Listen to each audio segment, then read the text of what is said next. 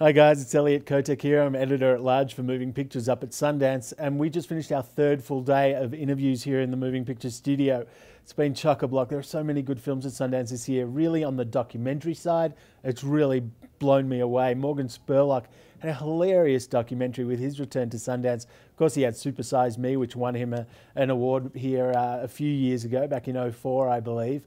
But his film is about finding advertising and product placement in film. And of course, the film itself is him looking for people to produce the film with him, sponsorship-wise. So it's been pretty crazy, and he came in here really good to talk to about independent distribution and all sorts of things that he's been up to. And Drake Doremus is probably the star of this festival. His film, Like Crazy, has played absolute gangbusters, and the reviews have been enormous. They're saying this film is better than Blue Valentine, better than 500 Days of Summer, which of course are two huge movies from Sundance over the last couple of years. Drake Doremus' film Like Crazy stars Anton Yelchin, one of the stars of the new Star Trek franchise. Of course, he plays Chekhov.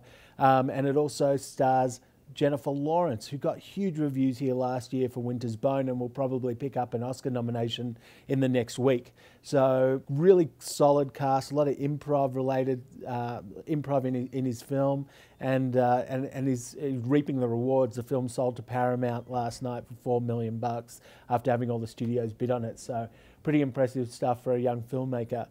We also had Ed Helms in here yesterday, which was great. He was joking around with Anne Heche and the team from Cedar Rapids, directed by Miguel Arteta.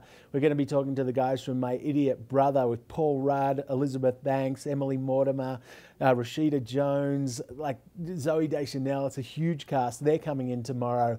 We've just been so full in here talking to both documentary filmmakers as well as up-and-coming narrative filmmakers like Richard Ayoade, who was recently named one of Variety's 10 directors to watch. So really a big mix of films, big mix of filmmakers, and nothing short of interesting product coming out of Sundance this year. There's not been too much that people have gone, that's terrible, you know, we don't know why they programmed that, but there has been a lot of, you got to check this out, let me know what you think about X.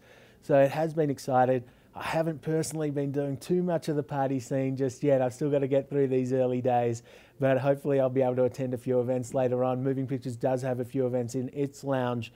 And of course, there's things like the IFP party, the Film Independent party, and all sorts of after parties for film premieres going on up and down Main Street in the snow.